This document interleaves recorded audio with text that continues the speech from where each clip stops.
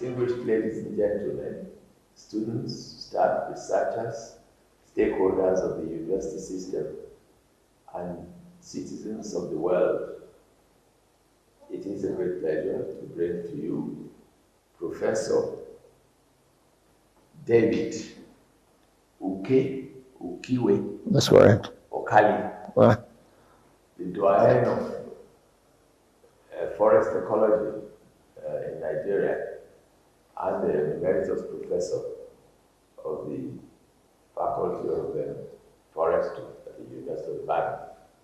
So it's a pleasure, sir, to have you here. And we would like to ask you, sir, we noted that after your days at Ibadan, at the very beginning at the University of Ibadan, you decided to set out. You went to Sheffield, and thereafter you returned to start again. You went to Oxford, and then took one or two other degrees from Oxford. Sir, why did you have to do a replay of your graduate studies and your research? What took you back to Oxford, especially after you've taken a PhD from Sheffield? yeah, I think you need to understand how the system worked in those days. And it used to be a matter of students who have done well in the university here being sent abroad to go and do their postgraduate work. Right. And that was precisely what happened to me. And taking off from there, once you go out to do your postgraduate work, the vice chancellors or the principals, then the vice chancellors later, used to monitor you and sometimes actually came round to where you were studying to visit you, so that even before you finish whatever program you've gone to do there, they are already penciling you down for where you will come back to. And that was precisely what happened with me. So that even before I completed my dissertation defense, which I did in December, by September, I had been appointed as a postdoctoral research fellow here in the back in Ibadan. So that's how, as soon as I finished in December 1963, I was on my way back here. So by the 4th of January or so, 1964, I was already back on my seat as a postdoctoral research fellow in the Department of Agricultural Biology here in the University of Ibadan. Now, I had been out and I studied forest ecology, meant working with forests and so on. So it was a bit odd that I came back and went to agricultural biology and not to the forestry department, which had just been set up a year or two. I think it was set up in 1962 by the FAO. And you would have thought that having done forest ecology, I would go back, I would come back to the Department of Forestry, but I didn't do that. Partly because I didn't want to do that, as you probably see from my background.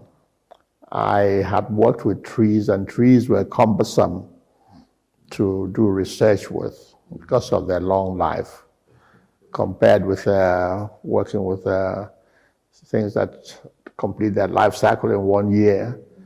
So I was happy to go back to agricultural biology so that I could do weed ecology. And weeds last 1 year or so you can grow weeds over and over again in just 1 year rather than trees and so on. So I deliberately did not want to go to forestry. I actually went to agricultural biology, but I don't know whether you remember how the place was set up, then the whole of the Faculty of Agriculture and Forestry and Veterinary Science, as it was then, was in those low buildings on the other side of the staff club, you see there. So the first prefabricated building was brought by the forestry people, and that was their office, and next door to them was agricultural biology. So here was I, a forest ecologist, a Nigerian, doing weed ecology, whereas there was a forestry department there. So there was a lot of interaction with the forestry department and the head of the Department of Forestry, the FAO staff that came then. The head of that department attracted me to come and join forestry, come back to forestry. And he did that by making it clear to me that the prospects were quite bright. Beginning with having to go to take an FAO fellowship and go and study forestry. Because what I'd done before was, I was a botanist. I went as a botanist, and I did forest ecology as a botanist. But now, they thought that there was a career in forestry that was waiting to be filled, and he attracted me back to forestry and immediately arranged for me to go on an FAO fellowship back to England, now to Oxford. He himself was from Oxford, so all those who came out then in those days used to be from either Oxford or Cambridge or so. So sent me back to Oxford, and the Oxford Forestry Department in the UK was a place that Nigerians were trained in. Most Nigerians did a diploma in forestry at the Oxford Institute. And so I was asked to go back there, not to do a diploma, but to do the full forestry course after my PhD. So I went back and took a BA in forestry. And so when I finished that, I had to come back to forestry. See, that's how I've moved from agricultural biology to forestry and so on, and all the movements about that explains it. That's how I came back to be in the forestry department in 1964. That was actually smart. It was a smart move because if staff were trained in a multiple of disciplines, yes, they will be useful across departments. Yes, they will be useful across faculties. Yeah. And the training, of course, would be broad and rounded, and it makes for a greater scholarship. Yes, I think so. I think it did. Yeah, I think this is something which sometimes bothers me. We really do far more compartmentalization of disciplines, really for the convenience of teaching and so on, but not really for the functionality of those disciplines. In terms of function, they are much more related. I mean, there's no... The ecologists could teach ecology for forestry, for agriculture, for everything, and the whole of the faculty could have just got the ecology course from one person, rather than having them in different departments and so on. It's economically viable. This is wise, actually. Yeah. I think perhaps this is what we should revert to in the present university system, where people have this background broadly established, and it will also help their students. I think if you teach from various backgrounds, you tend to teach in a more ethical, not only ethic, but more cosmopolitan manner, and students are the better for it. Yeah. This was fantastic. That clears, that explains it, and where you understand it better. Now, by the way, you mentioned FAO. Yes.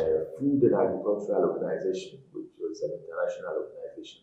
In those days, as we met, those of us who came much later than you, we found that a lot of those international organizations had been here when the university was set up, and they had a lot of influence and a lot of investments into the various faculties. Yes.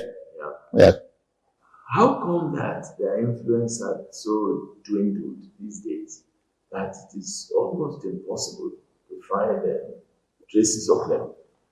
No, the influence is not as great now, partly because we claim or we take it that we are autonomous or we are able to do many things ourselves, and probably we're not reaching out as much as we're reaching. But they're still there. MacArthur Foundation is here, and all the others. I can't explain why there was a kind of mass pullout of the major ones, the Ford Foundation, and all those people where we used to be here. I don't think FAO is still here, but in those days they were building the institution, and these foundations found a role which they could easily fill, and they did that. They did that very, very well. They helped in various aspects. FAO was concerned with forestry in West Africa, forestry in Africa actually, because by the time they set up the forestry department here, there was no forestry being taught anywhere in Africa. Most of the African foresters used to go to the UK to do their forestry. After doing other degrees, other disciplines, mostly botany, they did botany and then they went to do forestry. And many of them actually did botany degree and then went and did a diploma in forestry to be able to man the forestry department. Yes, but so that's how FAO came in here to set up a forestry department, which when it was set up was available for students from all over Africa, and we did have students from all over Africa then. Yeah. No, the foundations and the foreign donors played a major role in setting up institutions like this. Shouldn't we try to invite them back, especially as research is problematic nowadays? Yeah, the thing is, then Ibadan was the only spot in the country where these donors came to. Now we are competing with several other institutions and several other ways by which these foundations can give their help. So it's now a matter of us competing effectively, writing programs that would attract them. And I'm sure they're still open to coming to these places if we put the programs right to bring them. Thank you very much, sir. Now, I want to take you back to your major areas of research interests. I know that you are involved in ecosystem processes in rainforests, fallow vegetation dynamics. Now, theory and practice of agroforestry, ecological aspects of economic development, of socioeconomic development, biodiversity conservation, climate change, which is the thing, very topical, and of course, wetlands. Now, how do you, you are so dynamic, you're so versatile in your fields that we could see that broad training coming into play. And how Could you speak a bit to this, sir? Especially for some of the young people who are coming in long after your generation and who will still find your footprints there. What do you have to say? I think I could actually, that's readily explained by the ecology background, ecology focus. Once you get into ecology, you are in the environment. Yes. Ecology is living things in the environment. And you find that the living things in the environment are not just trees or plants and so on, it's also us human beings. So once you become a broad ecologist, you begin to see the necessity for relating living things with their environment, and when it now comes to human beings, ensuring that the interaction with the environment is such as to support them for as long as possible. I think it's really where it comes from. But then, in my own particular case, it was greatly influenced by my being associated with the Man and the Biosphere program of UNESCO. When I came back to Nigeria in 1974, when I came back the second time in 1974, the Man and the Biosphere program was just beginning. The international scientific community had, up until the early 70s, been concerned with the way the human community was utilizing resources, natural resources, and wondering what the future would be if we continued utilizing resources the way we're utilizing them. And so the international scientific community mounted for what they called the International Biological Program, which sought to examine the productivity of all biological systems to know whether they can actually support the rate of utilization that human beings were doing then. Now, they completed the International Biological Program at 1970, about 71 or something, and established that, in fact, yes, the biological systems were productive, but unless we actually looked at this productivity and utilized them in a renewable and a sustainable way, they would not be able to take everything. But in order to develop that utilization and interaction part properly, the international community changed gear and realized that it wasn't just the biological system you had to study, you also had to study the human system. And UNESCO, the UN Educational, Scientific and Cultural Organization, decided to move from IBP to the Man and Biosphere program, so that they had these programs, so that it wasn't just a question of looking at biospheres alone, but it's really the relationship with man.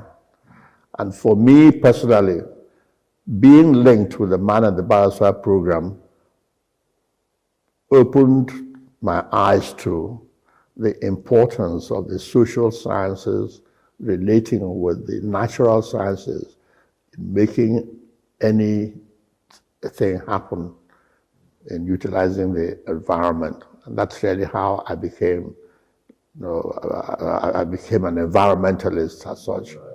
And most of the other things that you asked about actually emanate from that relationship, of that understanding, or that focus of focus on the biosphere and man. All the biodiversity, all the climate change and everything derived from awareness of the relationship between man and the biosphere. Yeah. Oh, now, sir, what's one thing appears to me, I think my generation also, is that in the last 30 or 40 years, our attitude seems to have changed, especially in relation to environment. Well, we both work for the Nigerian Film Society. Our attitudes have changed, and we seem to be a little more hostile to the rest of the eco community, with the other living things with which or with whom we share the environment. Now, how do we address this? Because certainly your interest is very deep in this, and I know that you've been involved, as you yourself say, with how environments could be a little more sustainable. The climate change is also a direct impact of man's action on society and the environment. How do we? What's your take on this, and your organizations, those with whom and the one you also set up next? Yeah. What are you people doing in helping us in helping to educate? It's an extremely difficult problem because the forces against people relating with the environment are too many.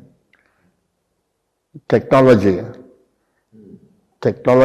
makes it seem that the environment is not important. Whatever you cannot sort of manage the environment in a natural way. You can do it. You can use technology and overcome everything, every challenge that the environment presents. That is true, but the use of that technology has to be within the context of the environment, how the environment behaves. And the people of nowadays, I guess it looks like it's the majority of the world is really more attracted to the technological part or technological side of the general development than looking at relating it to the environment or looking at what is happening to the environmental system. So that at most times you find that the environment is looked at as an impediment to making rapid technological and economic progress, so that when projects and proposals and things are designed, you find that they don't consider the environment. They just look at the profit and loss and the things there. And it's only later do they think about, when they realize that if you continue doing that thing that way, the way you're doing it, eventually it will not stand because the environment has been abused. So you find the environment not only being taken up first from as a footnote, in fact, in any of this. Whereas what should happen, and that is really the concept of sustainable development. Sustainable development stands on stands on three legs: the economy, the environment, the economy, and the society. Social behavior, economic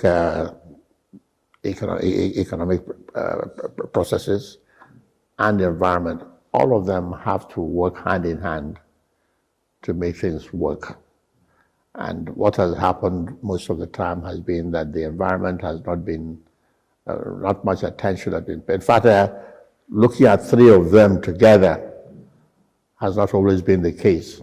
You find that every specialist in his own area thinks that that is the most important thing and that's the only thing you do, whereas there's no such thing as one being more important than the other. All three of social matters, economic matters, and environmental matters have to be taken hand in hand at all times. Unless you actually operate that way, then there is difficulty. It then means that we're endangered in very many ways. Yes. Could be given the curriculum, looking at the curriculum of the universities, a measure of interdisciplinarity, because you said this has brought you to appreciate the human and the social sciences more. Yes. Coming from the background, your background, the background of agriculture and of ecology. Now, is it that we should pay more attention now to our curriculum, which of course ultimately will influence our attitude and broad-mindedness to other aspects of society? If we ourselves are to continue to exist in good health, we must pay attention to environment. Any lasting recommendation? Have you been able to influence government and policymakers, especially in Nigeria? Have you been able to, has it been possible for you or easy for you to influence policymakers and government in this regard? I think if you look at my background carefully, you'll see small changes, or what might appear like small changes. Like, we started off as a forestry department, and in most people's minds, forestry is to deal with trees, producing timber, producing lumber, and so on, and exporting timber, and so on. All the other things that happen around the forest were not important.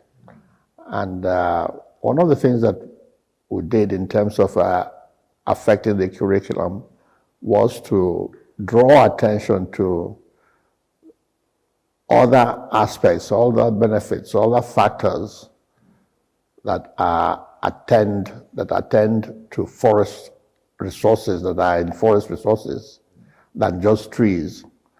And so we changed from being a forestry department to being a department of forest resources management, intending there that in addition to the trees, every other aspect of the forest as an ecosystem was important. The environment, the biodiversity, the climate, all the wildlife that were there, everything. In fact, it was as a result of that small change from forestry to forest resources management that we were able to isolate the wildlife and fisheries departments. And they're now separate departments. And I should have corrected you at the beginning when you said I was from the Faculty of Forestry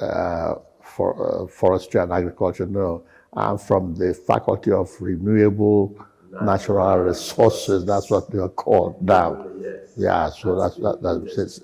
So from just affecting the curriculum from forestry to forest resources management, we've moved into other departments, wildlife and aquaculture and so on, and now become a whole faculty. So in that little way, there's been some change, there's been some influence in the curriculum and the program. But so one can think of such little changes that ultimately mean affecting broader scopes of development.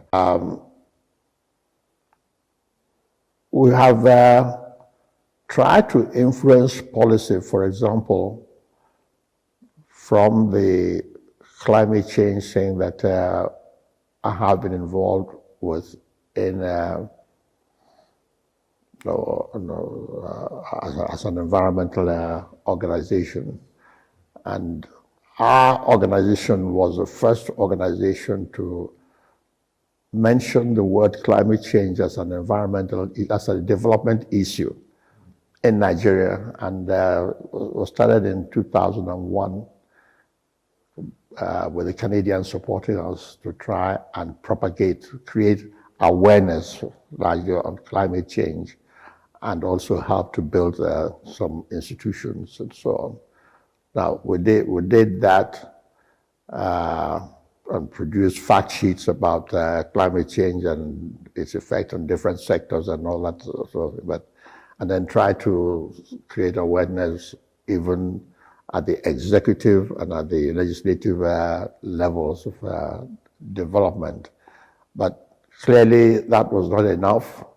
And as was evident later on, the Senate and other parts of government had to move in, and we realized that we needed to do something stronger than that by running another project, which was building Nigeria's response to climate change, in which we believe that it was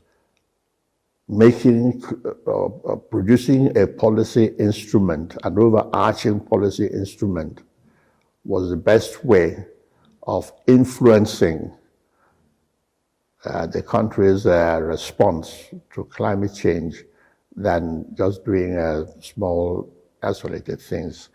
And then we also realized that such a broad policy instrument has to be based on the evidence from the ground, how people react. So we had several projects all over the country trying to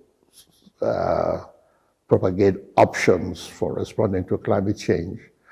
And out of all of these things, we were able to produce in 2011 a national adaptation strategy and plan of action for climate change, NASPA CCN, and that examined every sector and how climate change impacts it and what might be the way to respond to this. And that was available. That was one major way of affecting policy. And that document or that instrument has been utilized, has been used by some sectors, but has not been used as fully as it ought to be, as it could have been used. Otherwise, we wouldn't have been in the position we are in, because we actually provided responses for various situations, including flooding and including all the things that are happening. But like most things, policies, most times advice on policy is not always carried out to the fullest, and we still have a lacuna in these various areas. So in very small ways, both in the academic and working now in the broader national development, yes, we have made some impacts or suggestions. Yeah. Now, what is the future? What does the future look like, especially with Nigeria, with deforestation, with desert encroachment, herdsmen rushing to take their cattle away and look for greener pasture, and so on and so forth. I mean, a lot of whole social upheaval now in regards to the environment.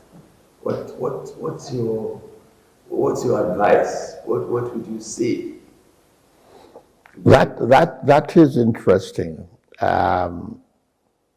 In 2014, when the country was celebrating its centenary event, we also took the environment. We also looked at the environment and considered the various aspects of the environment, and we held this. We had the mind of actually reviewing what we had done with the environment, various aspects of the environment, and based on that sort of review, we made projections or we made suggestions as to how things should happen in the future. The book resulting from that symposium just came out this year, or the print of it came out this year. The book on the Nigerian environment, past 100 years, and the future. I refer to it because you asked me about the future, what is the future going to be? And in that book, every aspect of the environment and what the future would be like, or what sort of way that it should be managed to get to a sustainable future, a sustainable use, and so on. And so there's a lot more that can be done if we actually take up the advice that has been given about managing different aspects of the environment for the future. I made the contribution in that book on ecosystems, for example, and suggesting how ecosystems can be managed so that they can be much more sustained. Take, for example, the way we've tried to safeguard or protect our wildlife or our wild species in the past has been to create protected areas, forest reserves or national parks and all those. Now,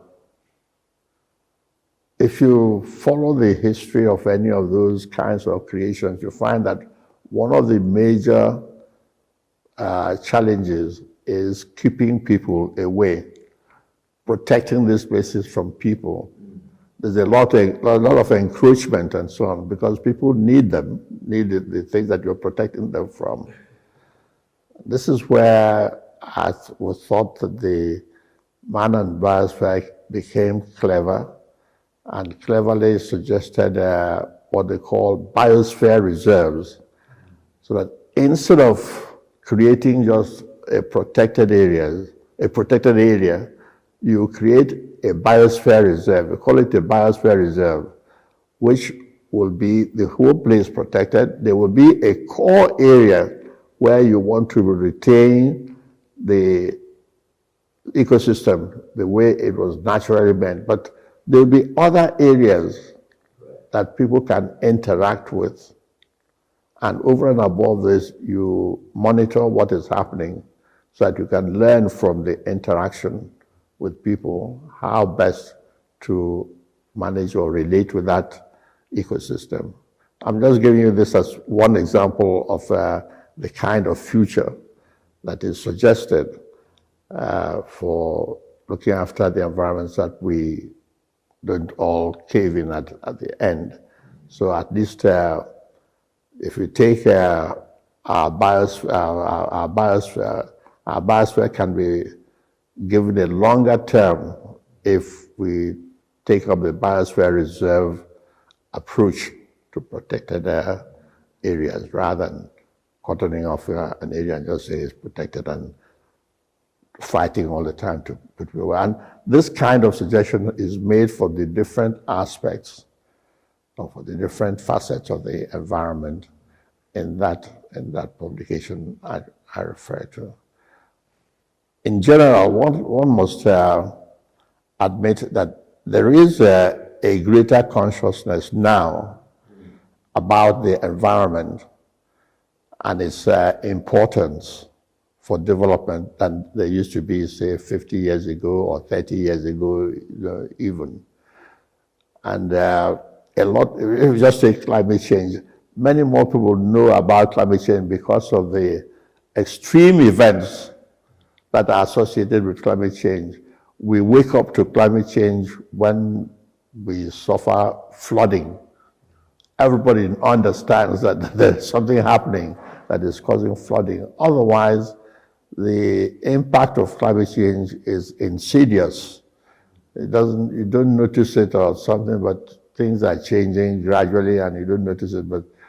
And so it is difficult to start investing resources in managing something that does not appear to be making any impact. But would one say fortunately or unfortunately, climate change is associated with these extreme events. Either it becomes too wet and flooding happens, it becomes too dry and drought and famine happens, and those are the things that alert people again, and people are back to be aware that there is climate change and something has to be done with it. But in general, there has been an improvement in awareness of people about the value of the environment than used to be the case 30 or more years ago. Oh. And the irony, however, and this might be due to population explosion, the irony is that the environment is more abused now than it used to be in the past. This also comes to mind that during the pandemic, people stayed indoors mostly, and they left the external communities safe. And some of the animals, especially from the rivers and the seas that took over. And they came out. They came out and were playing and making use of the environment. That this nuisance of the people population are no longer there. So they felt at home, and then people then came around to see that other aspects of life had taken over the environment, and they were enjoying it, and they had rather shied away from the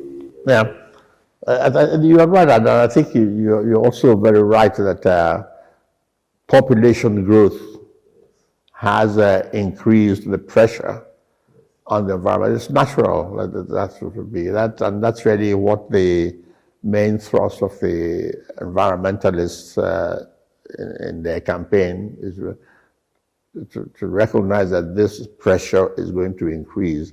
Therefore, the way we utilize the environment and the way we impact the environment has to be moderated so that we don't exceed carrying capacity, as they really describe it. And it is a question of enlightenment. We really have to keep pursuing this question of enlightening people about the consequences of overstepping the boundaries, passing thresholds of resilience and so on. And it is true. There's an increase in population, and there's also an increase in technology that of how to utilize, how to deal with the environment and so on. And so all of those are having a toll on the environment. If you look forward, if you put your gaze forward and took a visionary look into the future, in 2, 3, 4 decades, 5 decades from now, the society is likely to be radically different from what we know at the present moment. What will be your prognostication? What would you recommend? What are you looking up to? What would you expect the future to look like? You being an environmentalist, what would you advise? It's in terms of advice and of course a little bit of activism too, especially for those coming behind. I think if I have anything to say about how we've faced the environment over the years, is that we have neglected trying to change human behavior. Most of the things that happen to the environment are really things that come from how we, as individuals and then collectively, behave. If you just take waste management. If any government wants to do anything about waste management, the very first thing they do is to go and buy these huge trucks and everything. I mean, they invest a lot more on those kinds of visible things that they do something. Whereas waste management starts with creating the waste first. Yes. Being able to sort out what should be wasted and being wasteful, how people behave to create waste. Right. And how people behave to dump waste paper all over the place and so on. Is it possible to spend some time or invest some more in getting people to behave differently? That you may not even need to go and buy those big things and so on. Yeah. And people will do that. And that seems to me to be the thing that is lacking in thinking about the future. And that's where one has the greatest fear that we may run away without looking at how people behave towards the environment and how people behave towards the environment. It's not that it's easy to get people to change how they behave. It's extremely difficult. Collectively we may shout, yeah, don't do this, don't do that, but when it comes to an individual, you find the individual really succumbs and human rights is coming into it too, so he has to do his no. The interesting thing is that the nature is also very resilient. Right. And it may look to us as if within the next 10 years everything will go. Yeah, it's true that take our forest ecosystems. Our forest ecosystems, yes, have gradually been depleting.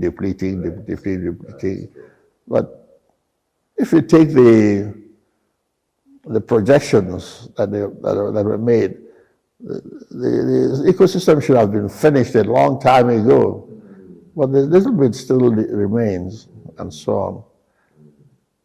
And it looks to me as if we must double up the way we try to understand how these resilience resides in ecosystems and exploit such knowledge in relating with ecosystems so that they can remain resilient much longer.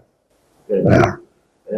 My final question will be, taking the bulk of your contribution Well, as a scholar, as a researcher, as a teacher, and now, of course, as Emeritus Professor, doyen, and mentor of your faculty at Ibadan and elsewhere too, where you worked in the last 50, 60 years. Things have changed radically, especially with education. In fact, the institutions have broken down beyond repair. What would you advise? How do you think this can be sustainable? How can we renew it? How can we make it sustainable? How can we build a better future for those who are coming behind us? At least those who went before us, left some legacy. Now, there is not much to see. A lot of dysfunctional structures, dysfunctional attitude. And you begin to wonder, where do we go from here? I think the very first thing to say is we mustn't give up.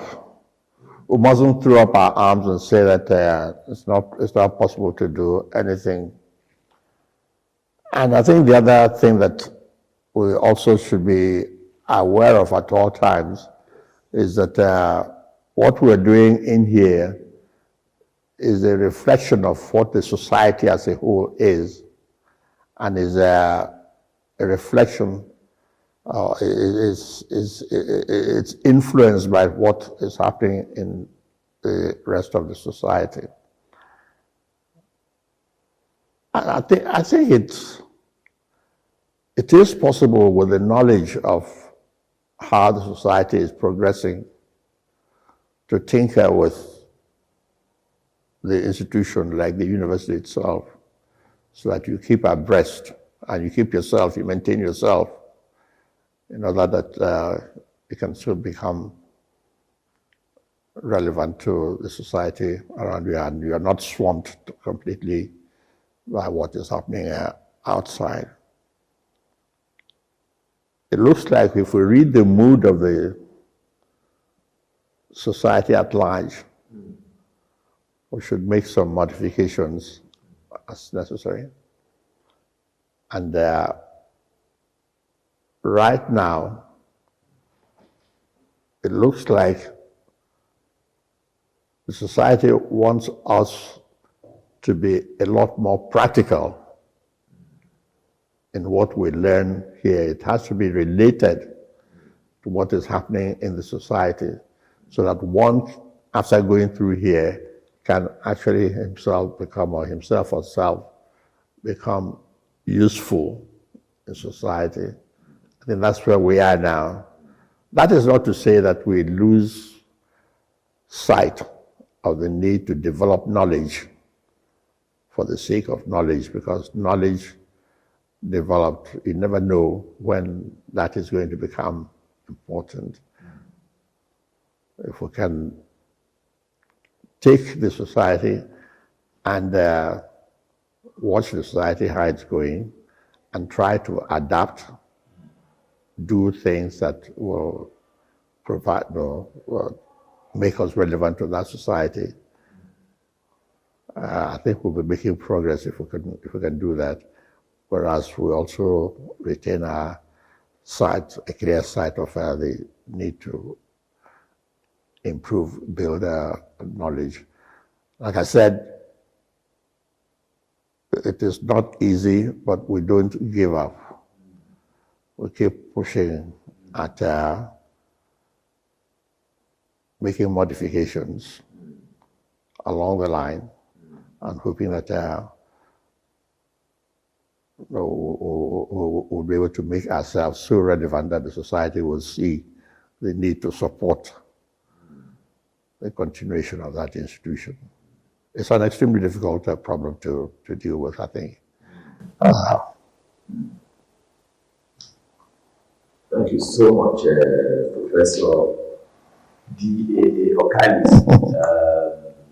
Your reputation, of course, precedes you. We know you with them. We know you as not only as a feature of the environment, but as someone who's been extremely practical and also extremely helpful, especially to those coming behind you. Thank you very much for coming.